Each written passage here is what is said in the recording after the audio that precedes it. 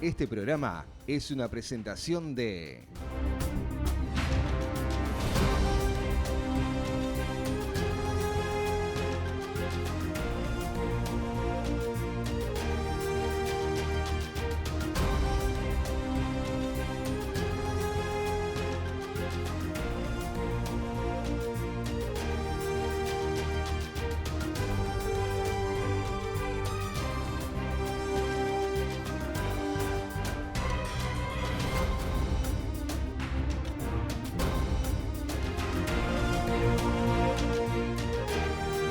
Buenas noches, gracias por estar ahí. Estamos en La Mira, estamos en BTV y hoy tenemos el gusto de recibir al precandidato por el Partido Nacional favorito en todas las encuestas dentro de la coalición de gobierno, Álvaro Delgado. Gracias por estar, Álvaro. ¿Cómo estás, Gabriel?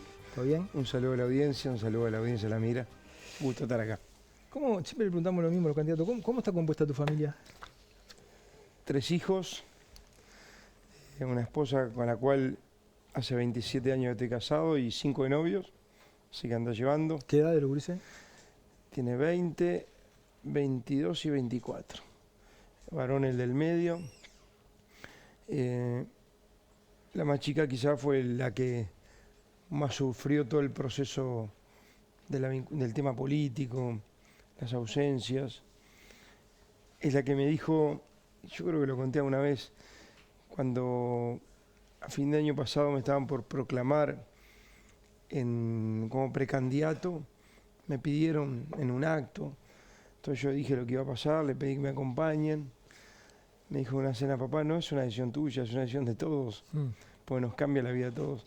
Y fueron los que muchas veces me vieron pasar muy mal. En la pandemia se pasó muy mal. Yo en realidad estaba muy angustiado, ya que lo hablamos muchas veces, pero eran 15 horas por día, 16. Y hay momentos que vos no tuviste que no van a volver, ¿no? Y no te lo cobran, pero sabés que están ahí.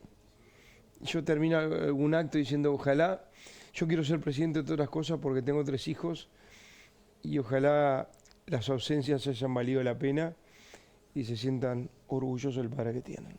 En caso de ganar, ¿pensás a tu mujer darle algún espacio en la vida pública? Aunque acá no existe el papel de primera dama, pero algunas... No existe, ella trabaja mucho en una fundación que se llama Unidos por Ayudar.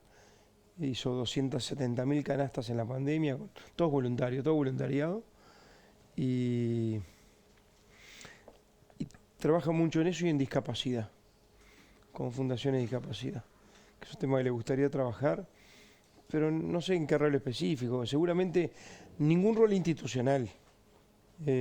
Ayudar. Me parece que el tema es ayudar, facilitar. Es la que me insistió mucho, Leticia me insistió mucho en... A ver, trabaja con Alejandra Forlán, con varias fundaciones autistas, fundaciones de discapacidad motrices. Y me dijo algo que lo tomé en el programa de gobierno que se va a presentar este jueves. Me dijo, hay muchos, o sea, después de haberse reunido con ministerios, con organismos, en La Torre vino un grupo de gente, nos juntamos con Luis y conmigo. Me dice, hay muchos esfuerzos en discapacidad, hay 18% uruguayos con algún tipo de discapacidad. Para esas personas y para su familia el tema más importante. Me dijo, pero está muy descoordinado. Y ahí se me ocurrió la idea de generar una Secretaría de Discapacidad en Presidencia de la República. Si ganamos, hay un grupo de discapacidad en los grupos técnicos y va a haber un programa de discapacidad para coordinar esfuerzos y para generar más impacto. Otra vez en una entrevista el presidente dijo que él hacía terapia y fue visto como una cosa importante, ¿no? Porque siempre es una cosa de la salud mental que se vive muy en privado, ¿no? ¿Vos hacés terapia? No. Vos sabés que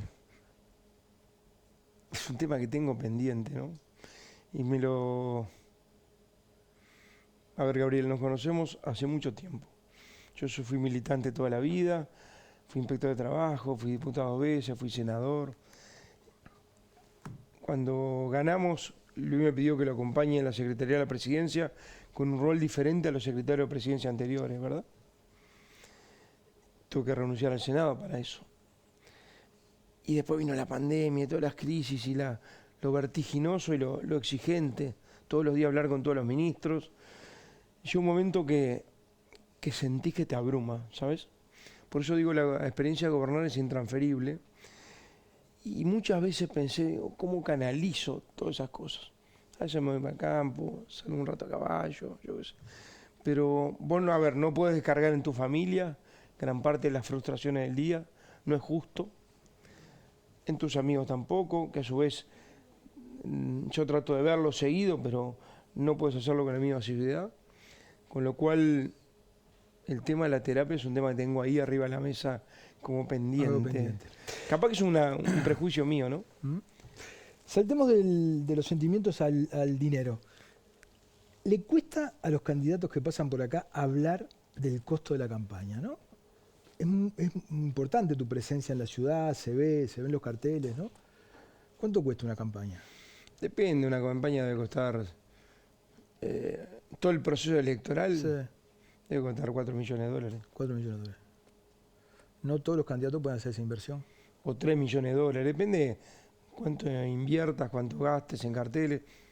3 millones de dólares, menos de eso el proceso electoral que implica interna, elecciones y balotaje. Y hace la diferencia. Marca presencia. Más adelante, cuando se sume Federico Comesaña, vamos a estar hablando un poco del Porque tema. además implica que vos ayudás a financiar muchas cosas, ¿no? De parte de las agrupaciones. O sea, no estamos hablando de tu propia campaña simplemente, Es sino plata que viene de los empresarios, ¿no? ¿eh? Es plata que viene de empresarios. De donantes, de empresarios, de cena. ¿Cuántas cenas hiciste? Debe haber hecho como 5, a las cuales me invitan, o listas, o grupos, $1.000 el ticket. algunos 1000, otros 500, ¿Y otros cuánta gente va a 300. cada cena? Depende. En algunas fueron 600, en otras fueron 500, otras fueron 300. Ahí ya es una buena guita. Con un ticket en una cena, para mí es la forma más transparente. ¿Y después nos vienen a pedir? ¿A quién? El empresario da. En mi caso, saben que no. A ver, si vos comprometés a un tipo de oposición por un plato de comida, la verdad que estás en el horno. No, en mi caso no. En mi caso no, y pasé por donde pasé, por la primera línea de gobierno, ¿no? Nunca, te voy a decir algo, nunca, a ver, siendo legislador quizás es más diluido, pero en la Secretaría de Presidencia, donde tomás decisiones, nunca me pasó que quisieran plantearme algo indebido, nunca. Te mentiría si me lo dije. Ya que iba a ir para otro lado, pero ya que hablas de cuestiones indebidas, ¿no? Este gobierno se vio impactado por casos de corrupción. Y uno podría, digamos, no sé si llamarle matizarlo. A ver, el caso de Penades no es responsabilidad de nadie, es una actitud individual. El caso Astesiano fue un error del presidente haber puesto a este hombre ahí. El caso Marcet estaba dentro de la ley, pero da la sensación que en todos los casos fue más grave la reacción que el hecho. Fue más grave la manera de tratar de tapar, con el tema de Marcet, ¿no? Todos los ministros que cayeron. Si vos mirás para atrás, el gobierno manejó mal. Con el diario del lunes yo te diría que capaz que se podría haber encarado de otra forma.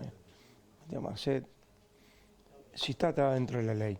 Puedes coincidir o no coincidir, pero era el marco legal que le habilitaba a darle un pasaporte. Claro, pero mirá todo lo que hicieron después para tapar, ¿viste?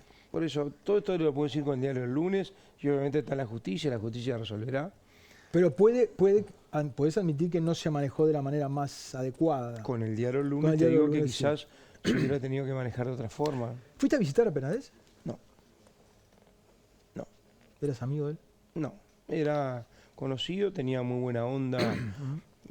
Él es mayor que yo, de la generación siguiente, anterior mejor dicho. Tenía muy buena onda, es un tipo muy inteligente. Hablábamos mucho de política, era uno de los referentes del herrerismo, iba a competir conmigo, pero con mucha onda.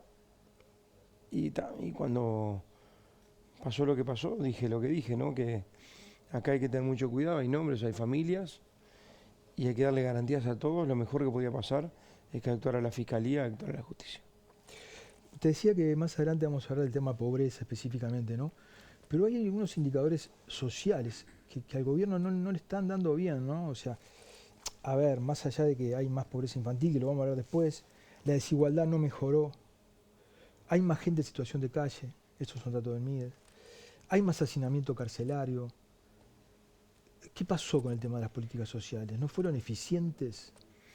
A ver, lo que pasa es que los indicadores tenés que verlos en su totalidad y balancearlos en su totalidad.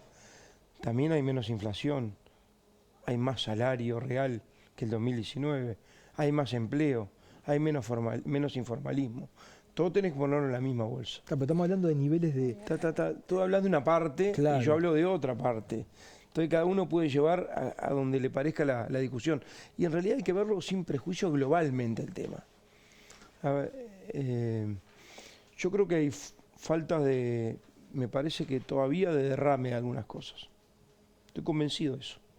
Estoy convencido y que además es un proceso que seguramente este año se empieza a notar mucho más fuerte. Pero vos, por ejemplo... A ver, recorrí las 100 localidades más chiquitas del país y seguramente los principales servicios no lleguen. El MIDES había llegado a muchos de esos lugares. Pero en tu propuesta, ¿no? Como candidato, mirando para adelante, en un próximo gobierno, ¿cuál sería el salto que habría que dar para fortalecer esas políticas sociales? Mira, yo tengo lo voy a anunciar el jueves, el 2 de mayo, el programa de gobierno, que yo quiero... A ver, si me preguntás cómo me gustaría terminar el gobierno, mi gobierno, siendo el país más desarrollado de América Latina. Y ello tiene varias lecturas, ¿no? También indicadores sociales.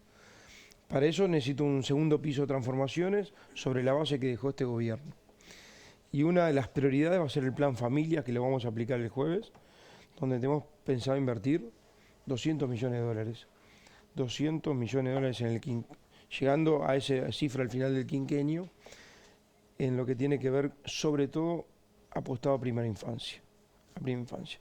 Yo creo que no debe haber hoy tema objetivo más noble en el país y más consensuado en el país, debería serlo, que trabajar sobre todo en la primera infancia. Este gobierno apostó 50 millones de dólares en primera infancia y generó una unidad ahora para tratar de ejecutar mejor y coordinar mejor para que derrame y tener impacto. Pero todavía falta. Pero ¿sabes? Inevitablemente, más allá de que hablemos con Fede después, no puedo evitar tocar esto. Dale. Hay algunos temas que vinculados a lo social, que han enraizado culturalmente y que es muy difícil resolverlo en 5 años. Necesitas ¿no? Absolutamente. Problemas que vienen de 20 años, 30, ¿no? Y que precisaba 20 años más para adelante. Pero hay otros problemas sobre los cuales se debaten en términos monetarios, por ejemplo, la pobreza infantil, que se resuelven de un día para el otro, porque es plata. O sea, si vos... Pero no se resuelve de un día para el otro. Yo ahí discrepo. No, para. Coincido que la plata es necesaria. La pobreza infantil, porque una cosa, eso no significa que vos después los aspectos culturales los resuelvas con plata. Pero, multicausa, ¿no? Pero vos fíjate que si este gobierno se hubiera asumido un 0,5, según datos de Naciones Unidas, un 0,5 de déficit más, hoy vos podrías estar acá diciendo, este gobierno terminó con la pobreza infantil. ¿Te das cuenta, Álvaro? ¿Sabes qué pasa, Gabriel? Tenemos que asumir una realidad que también alguna vez la hablamos. Este es un gobierno que le tocó 5 crisis. 5.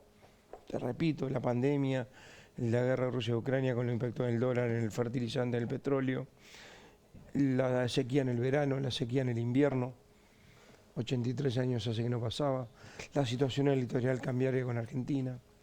¿Sabe cuánto nos llevó las crisis? 4.418 millones de dólares que no estaban previstos en ningún presupuesto. Entonces, ¿qué hicimos? Priorizar la vida, solucionar las crisis, salir de las crisis.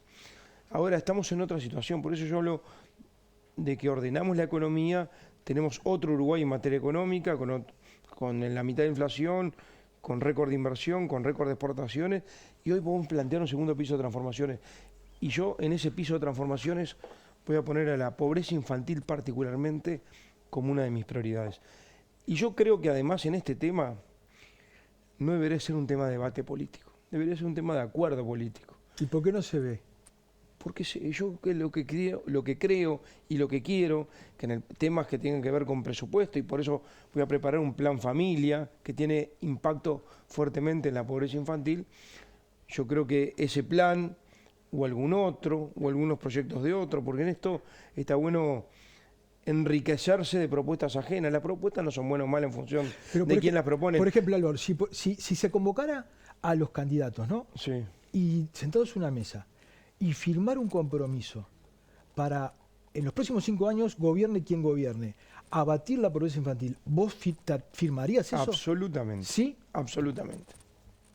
Absolutamente. Si te estoy diciendo que es prioridad del próximo gobierno, lo que pasa es que entramos en un terreno donde capaz que es difícil decir en 5 años. Después el camino se ve. Pero el camino es muy importante. No, ya sé, Álvaro. El camino es muy importante. Pero la voluntad política, ¿entendés? La voluntad política. Yo lo que quiero manifestar es la voluntad política. Siempre planteo esto. Vos me hablabas de las crisis, ¿no? Y yo te entiendo. Pero yo siempre lo llevo a este plano, ¿no? Vos imaginate vos. Se te incendia la casa, ¿no? Se te arma un terrible lío en tu vida. A tus hijos le das todo. Está bien. Le das todo. En las crisis lo que está en juego es la vida, mucho más que la casa. La vida. Sin vida no hay nada. En la crisis de la pandemia está en juego la vida de los uruguayos. Mirá que en la pobreza infantil el también, empleo. Mirá que en la pobreza Y después infantil el también. empleo. Y obviamente, a ver, tú sos consciente que del 2018 para acá, hasta el 2020, la pobreza infantil fue creciendo, ¿no? Sos consciente, son datos estadísticos. Sí. Con este gobierno se estancó. ¿Estoy conforme? No, no estoy conforme. Yo creo que hay que seguir trabajando. ¿Se puso plata? Sí, se puso plata. 50 millones de dólares. Pero este gobierno yo creo que hubo un empeoró problema. la pobreza infantil. ¿Eh? Empeoró la pobreza infantil este gobierno. No, se estancó. No, creció. Está dentro de los márgenes de error, pero creció. Para mí se estancó, vamos a ir a la discusión por décimas. Pero bueno, pero yo creo que faltó coordinar más en la ejecución. Tan es así que hoy hay un organismo ejecutando los 50 millones de dólares que en 5 organismos que tienen que ver con pobreza infantil van a estar trabajando. Ahora, Sí.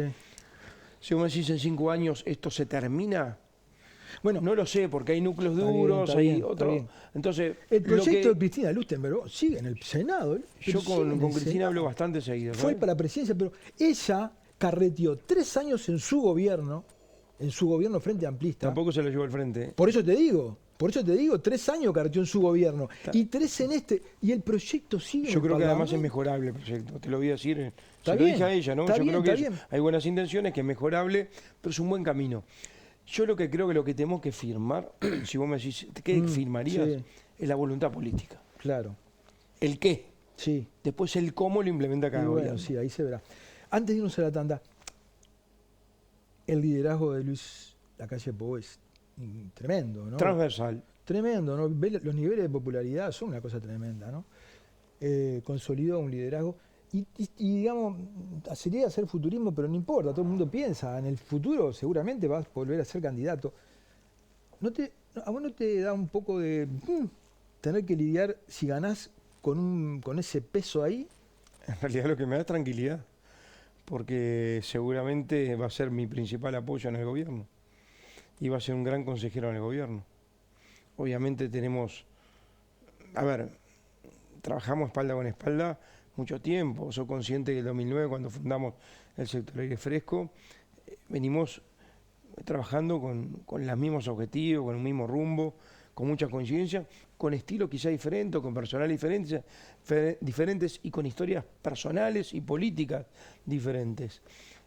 Pero obviamente nadie puede negar que el liderazgo de Luis Lacalle Pou hoy en el Partido Nacional es transversal. Como quizá no hubo otro líder en el Partido Nacional. A veces va a costar verlo porque decís, es alguien que tiene 50 años, 52 años. ¿Vos decís que más que Wilson? Lo que pasa es que Wilson se fue haciendo transversal con el tiempo. En el momento que Wilson estaba, Wilson del 71, Wilson del 84, era candidato y era líder de un sector del partido. Después estaba el Movimiento Rocha con Carlos Julio Pereira, después estaba el Consejo Nacional Herrerista con la calle Herrera. Hoy yo no creo que en el Partido Nacional haya algún sector que no reconozca el liderazgo de Luis Lacalle Pou. y no lo quiero comparar con nadie, porque cada uno es diferente y son tiempos diferentes y se adaptan a su tiempo. Wilson fue enorme, fue el que me motivó a estar en política, esa épica en el liceo, mirá lo que te digo. Y Herrera en su momento debe haber sido lo mismo.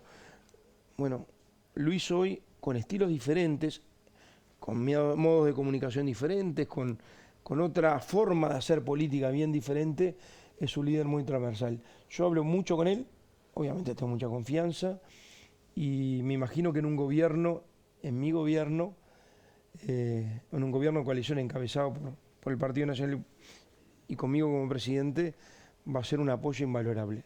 En el Consejo y en el apoyo político, sin duda. Vamos a una tanda y Siendo seguimos. diferente, ¿no? Muy diferentes. Bueno. Como digo, en broma, un poco en broma y un poco serio. Cuando me dicen, dame un segundo, me dicen algunos, ¿usted quiere, lo comparan con la calle Pou, quiere parecerse a la calle Pou? Dije, la verdad que no. La verdad que no. Ojalá, si me dicen, sos parecido en los rumbos, en la forma de trabajar, la capacidad de trabajo y la forma de comunicar con la gente, orgullosamente sería. Pero en lo otro termino por frutar a lo que me dicen, porque obviamente no puedo tener los mismos músculos, no Aprendí a surfear. no hago surf, pero tengo algunos centímetros de más. Seguimos en la mira con el precandidato por el Partido Nacional, Álvaro Delgado. Cuando dijiste que en un gobierno tuyo la seguridad pública sería la prioridad, hasta dentro de tu propio partido, Gandini salió a decirte dos cosas. Si va a ser la prioridad, significa que no lo fue ahora. Y después, la otra cosa que dijo Gandini fue, pero si va a ser la prioridad, ¿por qué no lo haces ahora que sos gobierno? A ver, está bien, el debate político puede darse, pero este es un gobierno que entra en el último año, que de los 5 años operativos de los gobiernos, de 5 años de trabajo, hay 3 operativos, porque 2 lo condicionó la pandemia. Guste o no guste, es una realidad. Y hay cosas que en realidad se pueden hacer porque se hicieron otras antes. Yo la verdad que estoy muy conforme con la actitud y el trabajo que está haciendo Nicolás Martinelli al frente del Ministerio del Interior.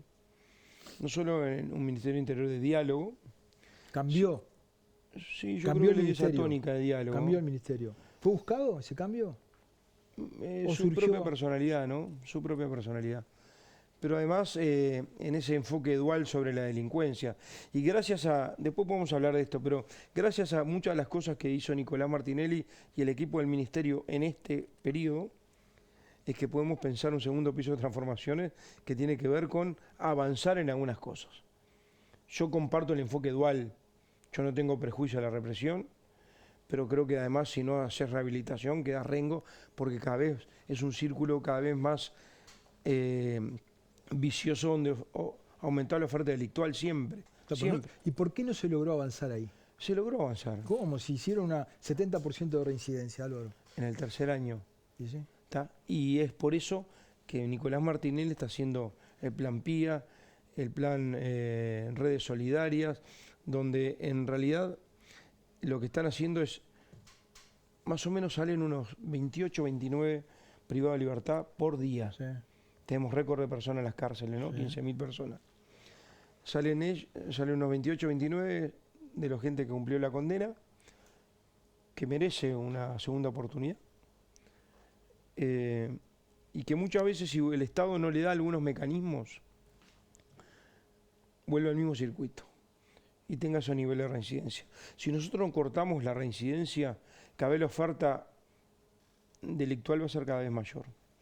Entonces, ¿cuáles son los mecanismos? La represión por siempre, por supuesto, pero además la rehabilitación y reinserción.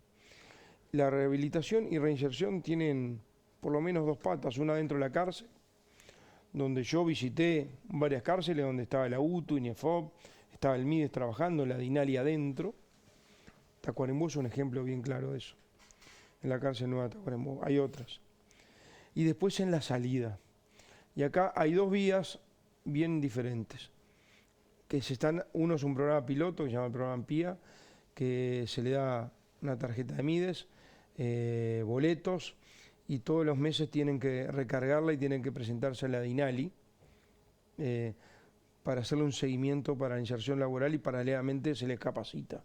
Se los capacita para poder reinsertarlo en el mercado de trabajo. Muchas veces salen con las familias que ya no están, con muchos amigos que obviamente ya no están, con entornos complejos y terminan volviendo a veces a los mismos círculos. Y lo otro es un programa vinculado a empresas que lo organiza la DINALI, que pasó del INR al MIDES. Yo creo que es un típico ejemplo, yo soy partidario del Ministerio de Justicia, te lo quiero aclarar. Es un típico ejemplo que hay que pasar al Ministerio de Justicia, las cárceles y la DINALI, donde en realidad hay 150 empresas que están generando un programa de pasantías laborales con capacitación previa y posterior para gente que salió de la cárcel, o sea, salió de estar privada de libertad, donde se le da una oportunidad y donde el Estado subsidia ese salario por un año, 80% para las mujeres, 60% para los hombres, para reinsertarlo al mercado formal. Sí, conozco. Y la verdad, lo conoce ese programa, ¿no? Sí. Y la verdad, la experiencia que yo tengo o lo que me han dicho, que el nivel de reincidencia, primero, el nivel de abandono del programa, y segundo, el nivel de reincidencia ha sido mínimo, con lo cual, para mí es bien auspicioso. Desde la década del 90, los expertos vienen advirtiendo que el delito común es un delito que afecta mucho a las sociedades, obviamente, pero que el crimen organizado termina por afectar las instituciones. Yo no digo que haya sido intencionadamente, pero advierto una visión clasista del combate al narcotráfico, ¿no? ¿Por qué? Hay un artículo de la ley de urgencia que siempre menciono, ¿no? Se votó como agravante tener droga en tu domicilio, ¿no? Yo tengo 200 gramos, la tengo en mi domicilio. Tengo 3 toneladas, la tengo en un galpón. Eso fue una medida muy clasista. Las cárceles están llenas de pequeños narcotraficantes. Mientras tanto, los escáneres no funcionan. Los radares brillan por su ausencia. El lavado de dinero, prácticamente hay muy pocos casos. Se pena igual el que tiene 100 gramos de cocaína que el que tiene 5 toneladas. No se pena igual, pero está. Sí, se No pena se igual. pena igual, pero igual. ¿Vos estás de acuerdo, por ejemplo, con modificar el Código Penal para diferenciar al narco pequeño del narco grande? ¿Sí estás de acuerdo? Dije que esas Todos los candidatos han dicho que están de acuerdo. Que esas cosas había que revisar. ¿Sí? Lo dije públicamente. O sea que todos han dicho eso. Bueno, buena noticia. No, claro, pero digo, porque hasta es ahora una buena no. noticia, va a haber elecciones ahora y me parece que después, lo que pasa es que después cuando el que le toque ganar convoque a los demás, no hay que decirlo en campaña electoral, hay que hacerlo después que vengan las elecciones. Ahora, Álvaro, A ver, te contesto algunas sí, cosas. Sí. Yo creo que este gobierno avanzó y avanzó fuerte. Se puede decir que es insuficiente. El combate al delito ni que tal vez. Tú sos consciente que el 2018 y el 2019 fueron los años más violentos del Uruguay. ¿Está? Y 2018 y 2019 fueron los años más violentos del Uruguay. Medios en homicidios. Sí. No, en total, Pasamos, cuando empezó el Frente Amplio en 200 homicidios, terminamos en 400. De 7.000 rapiñas terminamos en 30.000. Y sos consciente también de que este gobierno, dándole apoyo político y apoyo jurídico a la policía, la luz que se lo dio, logró frenar y empezar a bajar los delitos. Puede decirme, son estadísticas. Las denuncias. Las denuncias de delito. Para ser bien concreto, la denuncia de delito. La misma que se medían antes. Exacto. La denuncia de delito. Exacto.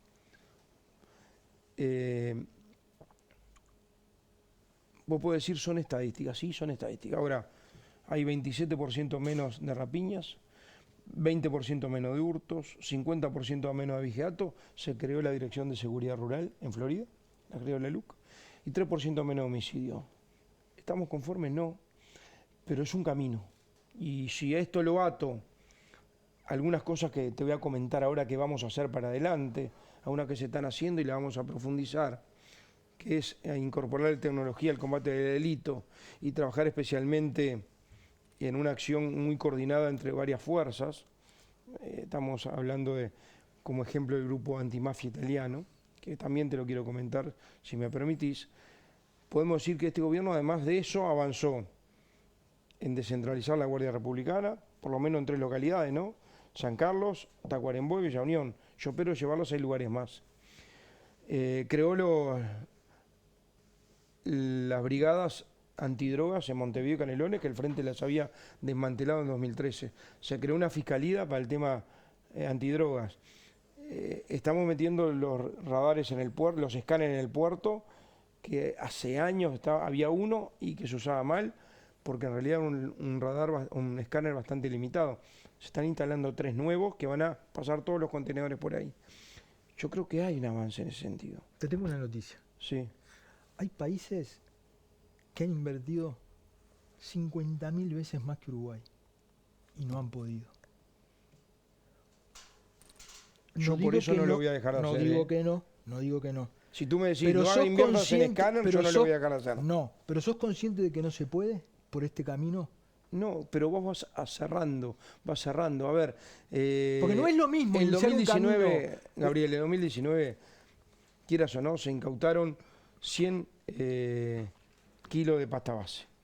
En 2020 se incautaron 600 kilos de pasta base. ¿Sabés cuánto es eso de la producción mundial? Capaz que nada. Pero lo en que te ese quiero decir, periodo... no subieron por 6 la producción. Quiere decir que la policía fue más efectiva. ¿tá? Pero mira, Álvaro, yo te iba a decir esto. En 10 años se incautó en Uruguay el 0,001 de la producción mundial. Pero en esos 10 años entraron 18.000 personas a las cárceles por el combate al narco.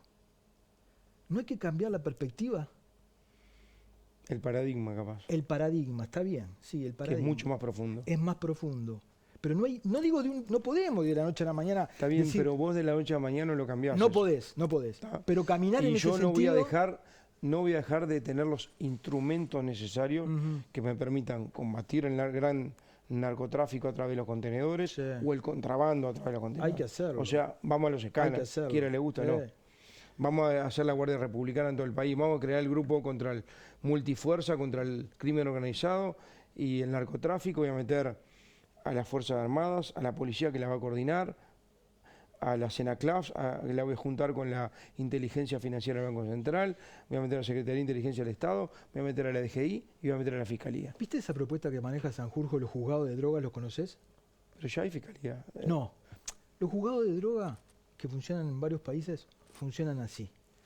Cuando alguien comete un delito bajo los efectos de la droga o para conseguir droga, se le ofrece la posibilidad de ir por el Código Penal o entrar en un juzgado de drogas que por 2 años lo tiene en rehabilitación, ¿verdad? ¿No te parece que hay que invertir? Hay brigadas policiales de droga en todos los departamentos, pero no hay clínicas de rehabilitación en todos los departamentos. Tenemos una represión sobre la oferta y un tratamiento de la demanda muy desbalanceado, Álvaro. Sí, y hay alguna experiencia en Estados Unidos bien interesante al respecto, ¿no? Sí, claro. Donde en realidad no lo mandan a las cárceles, lo mandan a la rehabilitación. Esto es lo que te estoy diciendo. Si es eso lo que me está diciendo, sí, y me parece bien interesante. Y algo de eso vamos a poner, te adelanto, en el programa de gobierno. Me pareció bien interesante la idea. Ahora, vamos a decir la realidad como son. Cuando asumimos el gobierno, los centros de internación para gente que está con consumo problemático de sustancias, el Portal Amarillo, soy consciente, tenía 40 camas. ¿Tá? Vamos a terminar el gobierno con cerca de 270 camas por parte de ACE. Para los que no pueden pagar, para los que pueden, tienen clínica privada y salen una torta de plata por ser diplomático. Sí. Pero los que no pueden, que son la mayoría, bueno, le vamos a aumentar la oferta para tener la posibilidad de internarlos y de esa forma tratar de rehabilitarlo. ¿A vos te parece que haber aumentado de 10.000 a $100.000 el monto bajo control no es una mala señal para el lavado? Mira, nosotros a eso le sumamos una ley que se generó por el tema del decomiso, ¿no? Decomiso parcial para que invierte la carga de la prueba para los narcotraficantes que tienen que demostrar que en realidad lo que tienen de patrimonio lo tienen de forma lícita y no ilícita, que lamentablemente el Frente no la votó, que es donde los agarrás por el tema patrimonial, donde más le duele, claro. ¿Verdad? Lamentablemente esa ley no la acompañó el Frente Amplio. En este tema, en el tema de los montos sobre la desbancarización, fue un viejo pedido de las cámaras de comercio, de industria, los centros comerciales de todo el país y de los ciudadanos de permitir un flujo de dinero que en realidad no necesariamente tenga la obligación de ser bancarizado. Pero, lo que a veces se equivocan es que no están exentas de controles, ¿no? Porque hay quienes tienen que hacer las escrituras, tienen que reportar operaciones sospechosas y tienen responsabilidad penal sobre eso, ¿estamos de acuerdo? Sí. Así que no están exentos de Pero los controles. resultados... No es un viva la pepa. No es, pero los resultados no están mostrando... Yo no creo que ahí está el problema grande. Ahí no está el problema grande. Ahí no está el problema grande. ¿Dónde está? El problema grande es el más grande. Está por encima de esa cifra, ¿no? A ver, por las cifras, decís vos. Por un narco no estamos hablando... No, estamos de acuerdo, pero las señales también son importantes, ¿no? Sí, pero no creo que esto en realidad surge de una demanda social de los centros comerciales de todo el país, de la Cámara de Comercio, por un tema operativo que los estaba asfixiando la bancarización obligatoria. Le pusimos un tope, ¿no? ¿Viste el programa Cure Violence que está aplicando el Ministerio del Interior, que tratan de ir a, ¿no? Me lo contó Nicolás Martinelli, no... Sí, vos, por ejemplo, estarías... Me gustó mucho, perdón, este programa me gustó lo que me contó Nicolás de entrar en los procesos de meter la analítica a las cámaras para estudiar. La analítica es muy interesante, vos le metés inteligencia artificial a las cámaras de la policía, o sea, vos le metés en un programa actitudes que tienen que detectar. Si no, es imposible, cada vez aumentás más cámaras, pero no te da la gente para mirarlas todo el tiempo. Entonces le programás con actitudes sospechosas o de actitudes a detectar.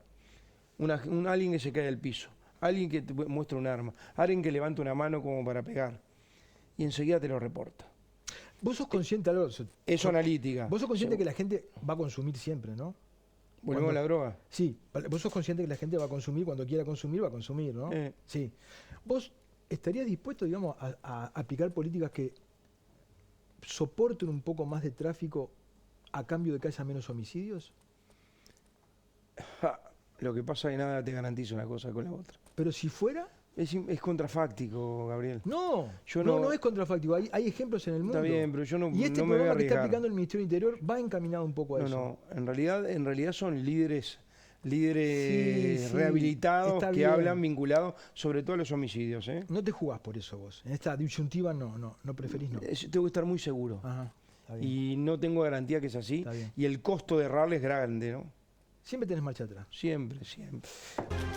Seguimos en la mira con Álvaro Delgado y sumamos en la mesa a Fede Comesaña. ¿Cómo andan? Buenas noches para todos. ¿Cómo anda, Fede? Todo bárbaro. Habíamos terminado con el tema de la pobreza y yo dije que íbamos a meterlo. Si no sé si querés arrancar por ahí. Sí, quiero arrancar por ahí, empezando también por precisar algunos de los números que se habló en los primeros bloques y traer de nuevo este tema a la mesa.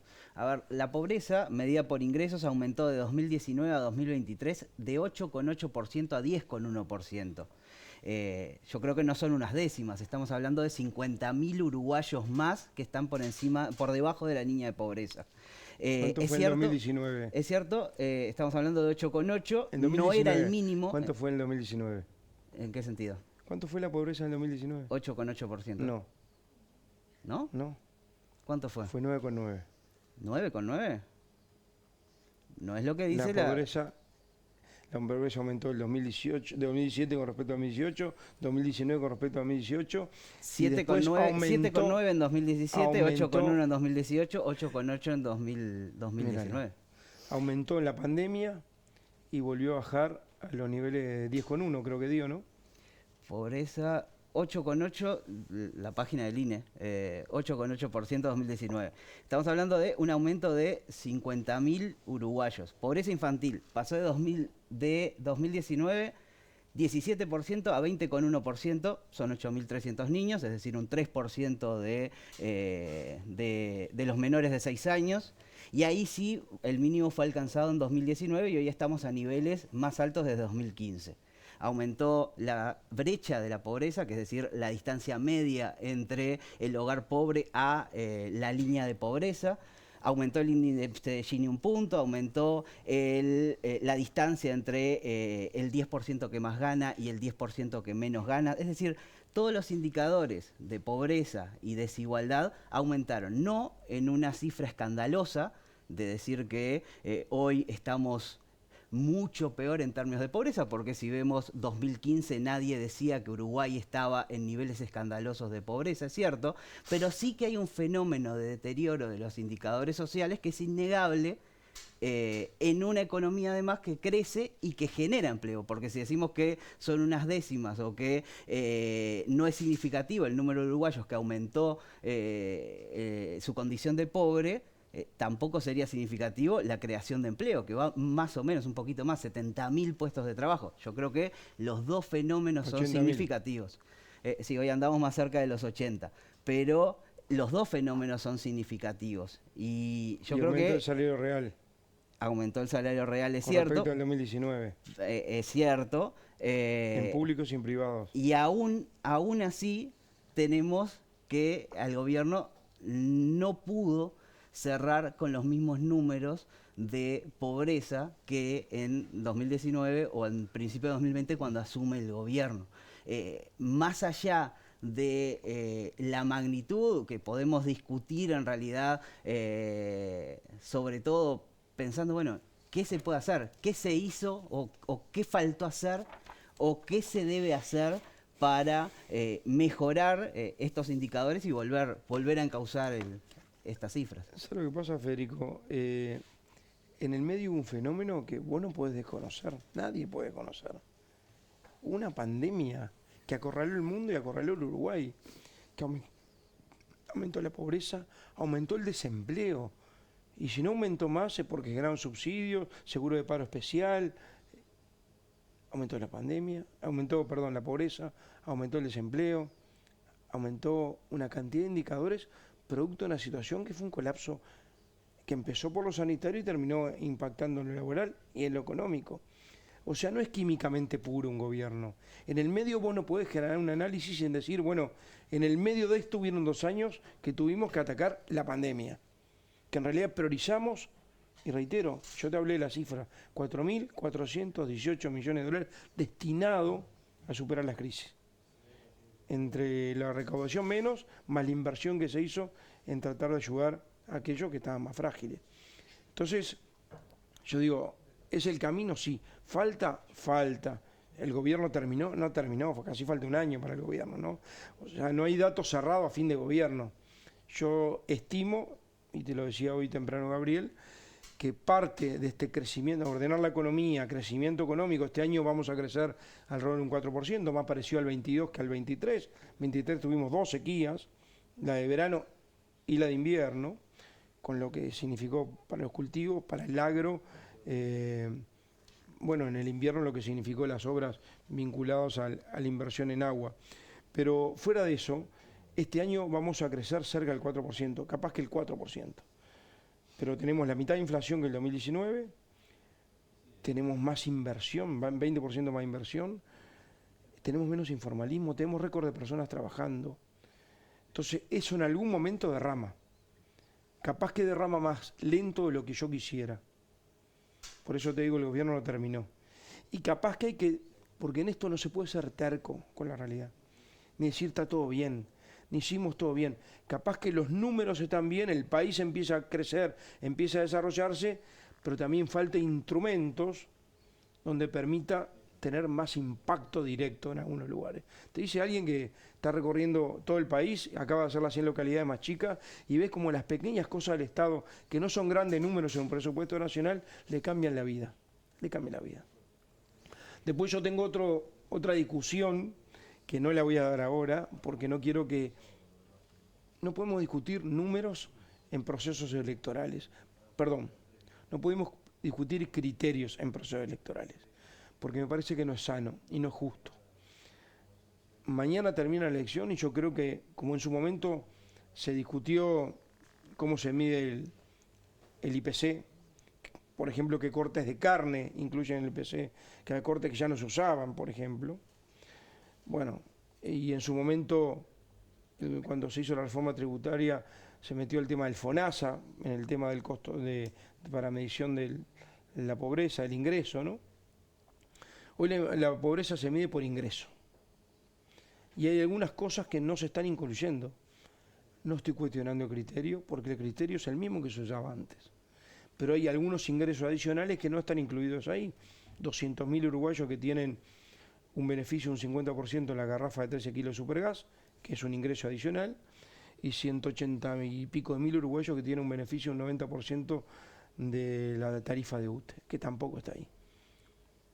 Yo no lo voy a discutir ahora, porque sería injusto y porque sería politizar un tema que yo no quiero politizar. Si estoy dispuesto a decir, esto es un objetivo nacional, donde digamos cuál es el objetivo, que es, vamos por la pobreza y particularmente la pobreza infantil, después que el gobierno verá los cómo, pero enriquecido en función de los programas, no me imagino que haya 2 partidos, o 3 partidos, o 4 que no estén de acuerdo con este tema, me imagino. Ojalá tú le preguntes a todos los candidatos lo mismo, si están dispuestos a firmar un compromiso. Mira, yo te voy a dar un ejemplo, no tiene nada que ver, pero tiene que ver con una actitud política. Yo negocié en nombre del Partido Nacional el acuerdo cuando Mujica fue presidente, y bueno, mandarle también un abrazo en un momento especial, ¿no? Yo firmé un acuerdo que era el acuerdo multipartidario de energía. Me tocó negociarlo por el Partido Nacional. Era del 2014, 2015, en realidad fue ese verano 2015, hasta que Mujica asumió, se suscribió ese acuerdo, hasta el 2030, donde se estimulaban las renovables eólica, biomasa, solar térmica y fotovoltaica, fundamentalmente eso. Determinar los qué, no los cómo. Yo los cómo después discutí cómo se implementaron, pero los que estábamos todos de acuerdo, y en eso nos teníamos que poner de acuerdo porque teníamos que mirar con luces largas, porque le iba la vida al Uruguay, no el Uruguay de Mujica, el Uruguay de todos nosotros. Y en el tema de la pobreza infantil no le va el Uruguay de Álvaro Delgado presidente, le va el Uruguay de Álvaro Delgado presidente, del siguiente y del siguiente. Así que ojalá que en estos temas estemos todos. Saliendo de los números, me gustaría hacerte cuatro preguntas cortitas de sí o no y por qué, para entender tu posicionamiento respecto al tema de la pobreza y sobre todo cómo ves la problemática y cómo la entendés esa problemática. La primera es, el problema de la pobreza tiene mucho de actitud. El que quiere salir de la pobreza en Uruguay tiene forma de hacerlo. ¿Estás de acuerdo? ¿No? ¿Y por qué? Estoy parcialmente de acuerdo. En realidad, estoy más desacuerdo que en acuerdo. Yo creo que la generación de empleo, si derrama, es una oportunidad para salir de la pobreza, pero hay gente que además hay otros elementos, como hablamos, son multicausales, que tienen que ver hasta con la cultura del trabajo. Entonces, si nosotros no damos instrumentos para que valoren el trabajo, aunque haya trabajo, va a ser imposible de poder atar esas 2 moscas por la cola. ¿Me entendés? Entonces, yo creo que implica un trabajo que no solamente dar empleo, es que el Estado esté más cerca ayudando a valorar las cosas que te hacen salir de la pobreza, además de la ayuda. La sociedad tiene que transferir más plata de la que transfiere hoy a los hogares de menores ingresos. Y seguramente en algunos núcleos duros sí, y en otros hay que generar oportunidades de salida. Este gobierno generó oportunidades de salida. Yo lo viví mucho en el interior, en mi zona. Mucha gente te decía, vos le decías, bueno, tengo que hacer este trabajo, dame así te inscribo en el BPS. Me decía, no, porque yo con una tarjeta del Mides, si vos me inscribís en el BPS, yo pierdo, me dan de baja en la tarjeta. Y entonces me pasaba que me decían, yo puedo hacer la changa en negro. Y en realidad lo que hizo este gobierno es subir los topes. O sea, podés tener las 2 cosas, podés tener la tarjeta, podés subir el tope de la asignación familiar y seguir cobrando y estar inscripto en el BPS. Porque es la única forma de meter en un círculo virtuoso que la gente se vaya ayudando a formalizar. Antes de que sigas, un paréntesis, pues a mí se lo pregunto a los candidatos. ¿Seguís con la política de quitar la asignación familiar a quienes no pueden mandar a sus hijos a la escuela? ¿De lo que no pueden o de lo que no quieren? Llámale como quieras. Yo creo que hay gente que no puede.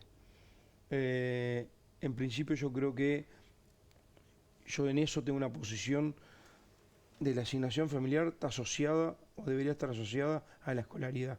Es más, estoy planteando becas para que los bachilleres no deserten, lo de los quintiles más bajos, no deserten, becas en efectivo para que no deserten. Quizá el problema sea que la herramienta que se está buscando para mandar a los chicos a la escuela, pero vos se la quitás. Pero me parece que en cada caso la regla general es asociarlo, pero que la casuística innumerable, ¿no? Pero ahora no hay casuística, el que no manda, no manda y Por eso yo te estoy hablando que la casuística es innumerable. pero vos se la y seguís hay que estar sacando, muy cerca. no la pagás. Al que no manda el pibe a la escuela no se la das. No es automático, tú sabes que no es automático. Pero ahora es automático. No es automático. ¿Cómo no? No, Sí, no lo mandás, deja de ir, tenés tú un proceso, te visitan, tenés que tener determinado nivel de inasistencias. Bueno, pero Es un básicamente proceso, el ¿no? que no manda Se habla no. con los padres, no es un proceso automático, se dan de baja y listo. Sería tremendamente injusto. ¿No estás de acuerdo con esa cosa radical de decir no mando, le lo quito? Yo creo que hay un término medio de decir, la regla es, esto está asociado a la escolaridad. Ahora, cuando dejas permanentemente no participar de la escolaridad, tenés que ir a ver qué problema hay. Puede haber desidia, ojalá que no. En eso hay que trabajar en otras cosas. O puede haber otros problemas que tienen que ver con acceso, con coyuntura, con enfermedades familiares, con otra cantidad de cosas. Entonces hay que ser, en esto, sobre todo hay que tener sentido común y sensibilidad. Sí. Otra afirmación, no se puede atender las necesidades de los niños en condición de pobreza si no atendemos también las necesidades de los padres en condición de pobreza. Y sí, a ver, no necesariamente están siempre vinculados, pero generalmente están vinculados. Pero es muy difícil que haya niños pobres en padres que no son pobres. Ahora, no necesariamente sea la inversa. Muchas veces he visto situaciones que realmente a uno le llena el alma, de padres que hacen el esfuerzo, enorme el esfuerzo, para que sus hijos tengan niveles diferentes de vida a los que tuvieron ellos. Pero en una sociedad que cada vez más, según encuestas de Latinobarómetro, comulga con la idea de que en Uruguay es pobre el que quiere, es más difícil transmitir empatía hacia el adulto pobre que hacia el niño pobre. Yo con esas consultorías y encuestas internacionales a veces no las comparto porque, está bien, yo que recorro el Uruguay, los lugares más chiquitos, la mayoría de los candidatos no van y en las planillas de Excel no aparecen. No se puede dirigir un país por un mapa, hay que conocerlo. Entonces yo no creo que es pobre el que quiere. Es pobre por diferentes causas. Quizá no tuvo la oportunidad, quizá tuvo condicionamientos que hicieron que sea esa la realidad. Quizás culturalmente hay procesos que hay que ayudar a comprender o aprovechar. Y después hay una asistencia del Estado, porque siempre va a haber en todos los países un núcleo duro de pobreza muy difícil de abatir. Núcleo duro de pobreza muy difícil de abatir. ¿La desigualdad económica es un problema de por sí? ¿Debería ser un objetivo de política económica reducir la desigualdad? ¿A qué le llama desigualdad? Desigualdad, la diferencia entre los que ganan más y los que ganan menos, la distancia promedio hacia la media, como quieras. Es una pregunta un poco holística, ¿no? Un poco teórica la pregunta es la diferencia entre lo que gana más y lo que gana menos, en la actividad privada o en la pública. Empezamos no, así. lo que me refiero es que ¿Vos qué vas a topear salarios, tradicionalmente subir el salario mínimo, lo haces en los públicos? Es muy difícil de plantear, no es una pregunta válida. En términos académicos no es una pregunta válida. Yo lo que estoy planteando es, ¿el crecimiento tiene que ir con distribución? Sí, claro que sí. El crecimiento solo no asegura mejoras en las condiciones, si no hay distribución. Ahora, la distribución sin crecimiento no existe. Una más, Fede, ante la tanda. Una encuesta reciente del Banco Central lo que revela es que 11% de los uruguayos nada más está de acuerdo con que, bueno, le sobra algo de dinero al final del mes, solo 11%. Solo 38% dice estar satisfecho con la situación financiera, algo que a mí me llamó más la atención. 50% dice que debido a su situación financiera nunca tendrá las cosas que quiere en la vida. Es decir, ya mirando a futuro hay una resignación importante y 61% de los uruguayos no logra tener un fondo de emergencia capaz de cubrirle 3 meses para adelante de gastos si llega a haber algún imprevisto. ¿Qué se puede hacer al respecto? Lo que pasa es que los temas aspiracionales son muy diferentes de medir. ¿Qué es para vos estar en condiciones adecuadas? Tener un plato de comida todos los días, que te atiendan, poder llevar a tus hijos al colegio, que se eduquen, tener un techo digno. A ver, yo te puedo decir que el 1 de marzo del 2020, cuando asumimos el gobierno, teníamos un 5% de déficit fiscal, te conta, 10.5% de desempleo, 194.000 uruguayos sin laburo, y teníamos al borde de perder el grado inversor Y además tenemos lo que más me preocupa y lo que más me indigna, te lo quiero decir con estas palabras, teníamos 218.000 uruguayos viviendo en 650 asentamientos. Después de 15 años de gobierno del Frente Amplio, con mayoría propia y bonanza económica, con 7 aventuras empresariales que todas perdieron plata. Eso es indignante. ¿Qué vamos a hacer? Bueno, el plan avanzar son 500 millones de dólares. ¿Vamos a solucionar todo? No, pero quizá 65, 70.000 uruguayos que vienen en condiciones indignas, sin techo, van a terminar este gobierno con un techo digno. Nos vamos a una tanda y seguimos con Álvaro Delgado. Seguimos en la mira con Álvaro Delgado. Aquí Laura Raffo propuso negociar con el Mercosur una salida como miembro pleno y pasar a ocupar un lugar como Estado asociado. Yo creo que, primero, yo no comparto, tengo mucha coincidencia con Laura, la mayoría de los temas programáticos vamos a tener coincidencia, bueno fuera que no la tuviéramos con Laura y con Jorge, porque además vamos a atender un programa único del Partido Nacional. Yo creo que el Uruguay lo que tiene es que flexibilizar el Mercosur y generar condiciones que en realidad están previstas en el Mercosur actual, sin dejar de ser miembro, ante la falta de voluntad política, permitir generar mejores y mayores niveles de acceso en forma individual. No cambiar la condición. No cambiar la condición. ¿El Mercosur fue una traba en esta administración para los planes del gobierno de inserción? Los gobiernos del Mercosur, más que el Mercosur, porque el Mercosur tiene mecanismos para habilitarte a poder negociar con terceros países o terceros bloques. El Mercosur está muy perforado, todos sabemos, el arancel externo común, está perforado el comercio intrazona, tenemos 10.000 ejemplos. Y la verdad que no hemos tenido con Kirchner o con el kirchnerismo de un lado y con el gobierno de Paraguay no habíamos tenido hasta el momento la voluntad de avanzar en el generar ese waiver necesario, que en su momento lo tuvo Jorge Valle, ¿recuerdan, no? El Tratado de Libre Comercio con México. Se lo dio el Mercosur, integrando el Mercosur. Yo creo que ahora se abre una oportunidad de que el Mercosur se flexibilice. Yo creo que lamentablemente el acuerdo con la Unión Europea se acaba de morir. Lamentablemente, digo, porque además no es serio empezar a poder hacer un acuerdo 25 años después, cuando en realidad gran parte de las condiciones que acordaste ya no son tales. Así que me parece que hay que ser más creativos. Uruguay va camino a generar un camino de flexibilización en el Mercosur, a plantearlo.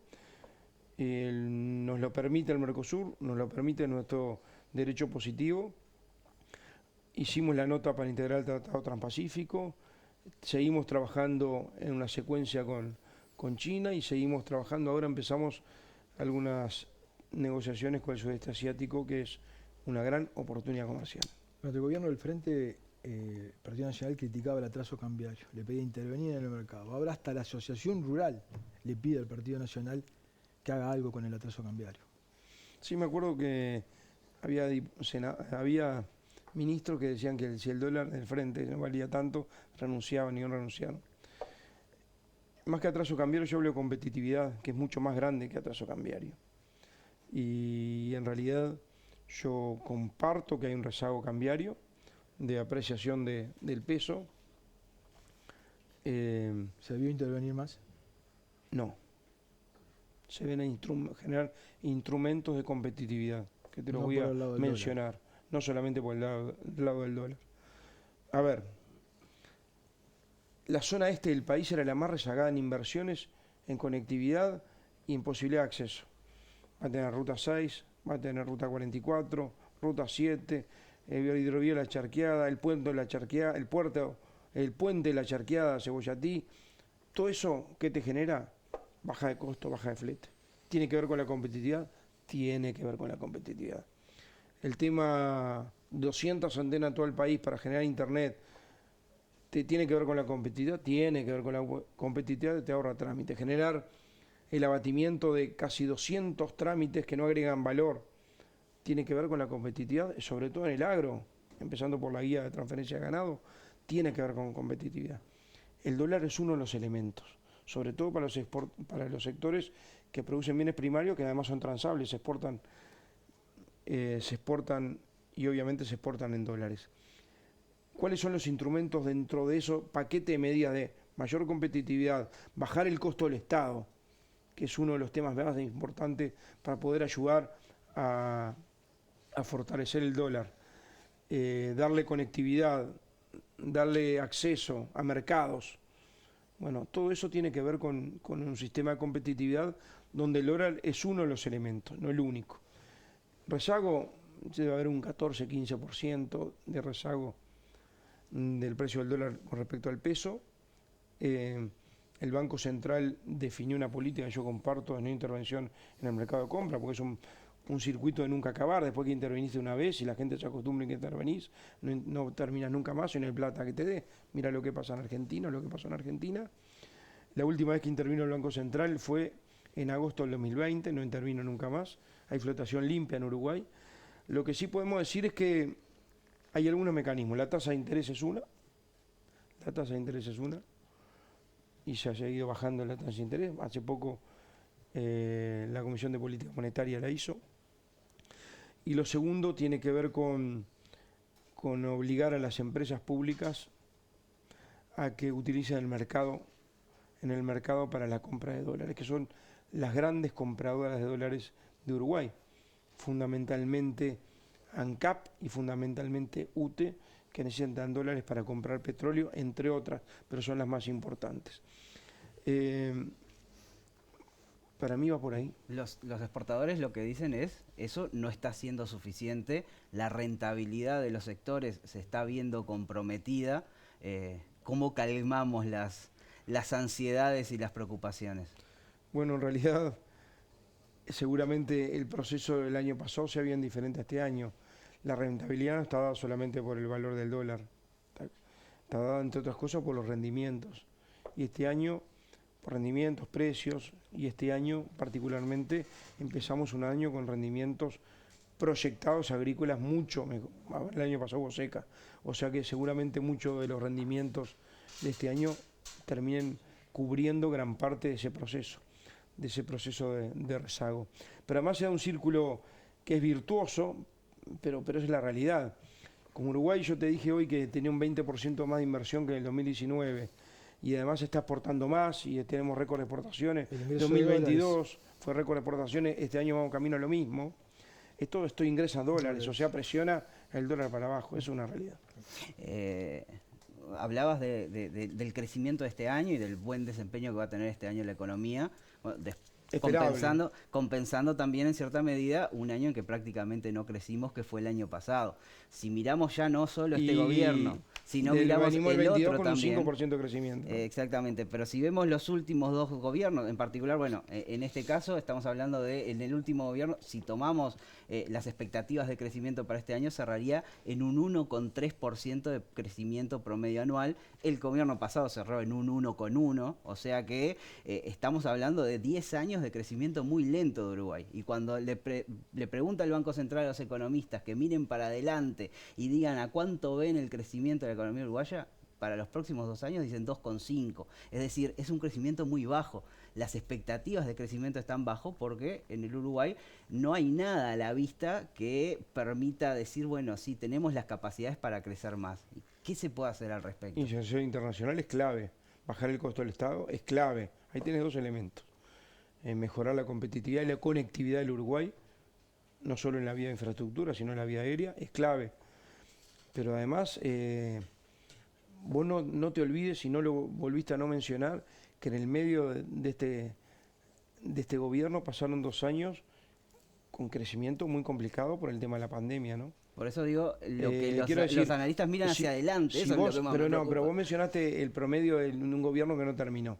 En realidad tenés que proyectarlo con el crecimiento de este año. Yo creo que el Uruguay debería crecer por lo menos un piso de un 3% por año, para tener otro volumen de dinamismo económico. Pero para eso hay que generar las condiciones para hacerlo. Y yo creo que se están generando las condiciones para un segundo salto de oportunidades al desarrollo. Quienes nos acusan del tema del lavado de dinero, ¿no? Dicen que somos un paraíso fiscal. Sin embargo, esto que dicen que somos un infierno fiscal, ¿no? ¿Hay margen para tocar los impuestos? Para tocar los impuestos, para poder bajar algún impuesto. Mira, yo te voy a decir, lo voy a hacer por la positiva, no sé si te suena. Yo uso el doble positiva, porque es el doble tic. Sí. O sea, hecho y verificado. Yo me puedo comprometer a no subir los impuestos. Lo demás no ha sido claro en esto. No ha sido claro en esto. Algunos dicen bueno, que no pueden ni descartar ni confirmar. Otros, si ve el programa del Frente Amplio, es una ensalada de buenas intenciones que a lo mejor redimensionar la carga tributaria, pero el patrimonio y la renta, y lo envuelven todo, pero cuando te empiezan a hablar de redimensionar, redistribuir, reestructurar, es porque te la van a dar. Esto sin contar el plebiscito de la Seguridad Social, ¿no? Que nos lleva casi 4 puntos del Producto Bruto. Y el IVA capaz que al 32% para poder bancar esto, o los aportes. Esta demencia, esta locura y esta irresponsabilidad que es el plebiscito de derogar la SAFAP y derogar el sistema y confiscar 22.000 millones de dólares de ahorro de los uruguayos, que el Frente Amplio va a tener que definirse. El Frente Amplio y los candidatos al Frente Amplio van a tener que definirse de qué lado están. Yo sé de qué lado estoy. Lo dije cuando empezaron a juntar las firmas. Yo estoy del lado de la defensa del sistema, entre otras cosas, el sistema del 96, que es el que quieren derogar, no esta reforma, que defender el ahorro de los uruguayos. Lo que tú decías, ojalá que sí. Ojalá que sí. Yo prefiero empezar por asegurar que no vamos a subir los impuestos y por trabajar por la vía de las deducciones, que me parece un tema mucho más plausible y un compromiso mucho más alcanzable. En lo demás, yo quedo esclavo de mis palabras. Bastante me pegaron porque dije en un gobierno de Álvaro Delgado no vamos a subir los impuestos. Me dijo, no puedo decir eso. ¿Por qué no puedo decir eso? Si, ya hablo todos los días con el equipo económico, hablo con mi grupo económico y tenemos los datos de proyecciones y estamos en condiciones, en función de lo que vamos a hacer, de no tener que subir los impuestos para poder hacer lo que vamos a proponer. Ahora, dejando de lado el disparate que es la reforma de la Seguridad Social. No, pero no podemos dejarlo de lado, ya es una realidad. Ya es una realidad, lo tenés arriba de la mesa. Esperá que termine la pregunta, esperá. Sacando de lado ese disparate, ¿no? Estamos hablando de que siguiendo esa misma locura hay un 15% prácticamente del electorado que puso la firma al plebiscito. Supongamos ahora que ese plebiscito tiene un apoyo significativo, que no llega al 50%, pero sí termina siendo una votación significativa.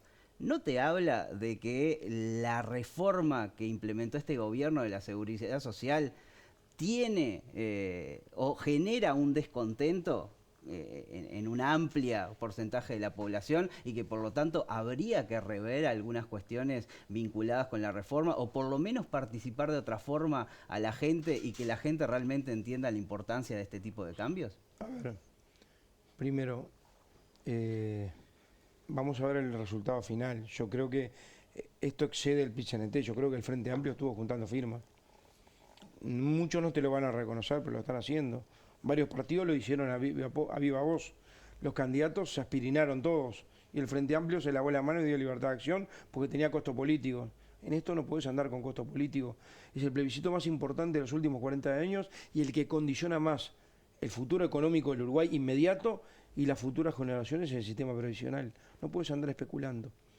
Ahora, la reforma que hicimos fue la reforma posible.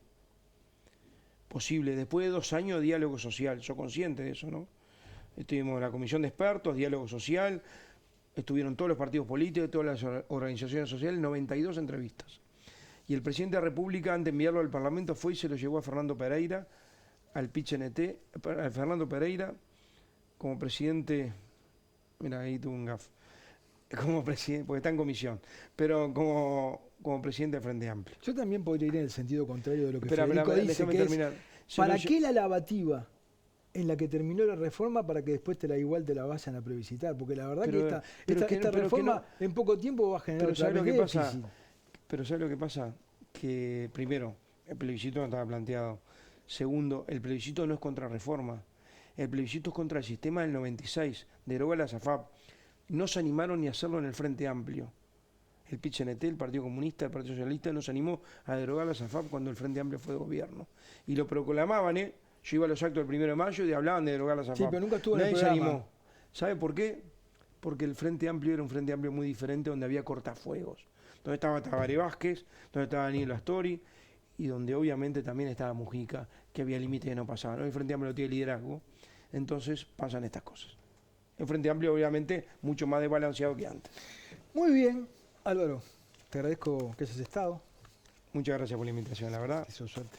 Que pase bien. Gracias, Gusto. Fede. Por favor. Gracias a ustedes por haber estado ahí. Los esperamos la semana próxima. Que pasen bien. Muchas gracias.